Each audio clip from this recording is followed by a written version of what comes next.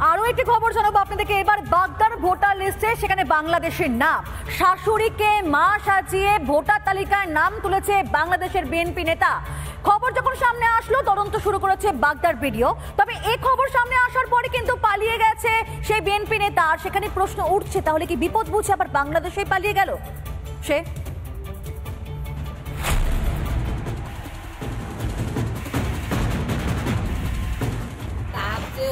হাজার হাজার বাংলাদেশি আছে, তাদের কি হবে? তবে প্রত্যেক গ্রামে আছে।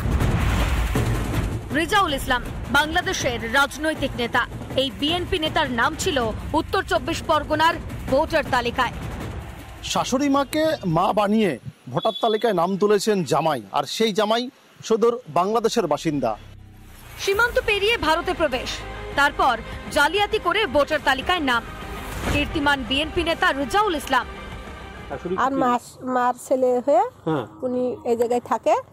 এটা ওনার বাড়ি কোনে, প্রথমে হয়তো জানিনি আমরা, তারপরে গিয়ে জানতে পারি বাংলাদেশে। মানে আপনার মায়ের নামে ভোট করে উনি ছেলে হিসেবেই থাকে। ছেলে হিসেবে থাকতেন? হ্যাঁ, আগে জানতাম না। উনি তো এই গ্রামেই থাকতো, এই দেশেই থাকতো। একটা কমপ্লেন আমরা পেয়েছিলাম, অভিযোগ আমরা পেয়েছিলাম, তার ভিত্তিতে তদন্ত চলছে। তদন্ত সূচনা পর্বে যখন আমাদের ইলেকশন সেকশনের স্টাফ ওখানে যান, তখন বাড়িতে বাবা বা ছেলে কাউকেই পাওয়া যায়নি। প্রমাণ তো সেই অর্থে কিছুই দেখানো হয়নি ওনাদের পক্ষ থেকে। আর যে হাজার হাজার বাংলাদেশি আছে, তাদের কি হবে? তবে প্রত্যেক গ্রামে আছে। প্রথমে অনুপ্রবেশ, তারপর ভারতীয় মহিলাকে বিয়ে, জালিয়াতি করে ভোটার কার্ড, আধার, পাসপোর্ট সবই করে রেজাউল। এরপর সুযোগ বুঝে কেটেও পড়ে। যখন বাংলাদেশের হাসিনা সরকার পতন হয়, ঠিক তারপর পরে তিনি বাংলাদেশ চলে যান। আর যা নিয়ে রাজনৈতিক মহলে তরজা শুরু হয়েছে। বাংলাদেশি মানুষ, বাংলাদেশের নাগরিক, বাংলাদেশের নেতা এখানে এসে আবার তৃণমূলের ভোটার। এই হলো তৃণমূলের ভোট ব্যাংক। দিদি এই যে আপনার বাঙালি প্রেম দেখাচ্ছে না, এই কারণেই বাঙালি প্রেম দেখাচ্ছে। অ্যাকচুয়ালি বাঙালি শীর্ষে আছে, বাঙালিকে সবাই সম্মান করে। দিদির এই যে ভোট ব্যাংক, এইগুলো নষ্ট হবে। ডাইরেক্ট আর এদের হয়ে বলতে পারছে না, যার জন্য বাঙালি প্রেম দেখাচ্ছেন উনি।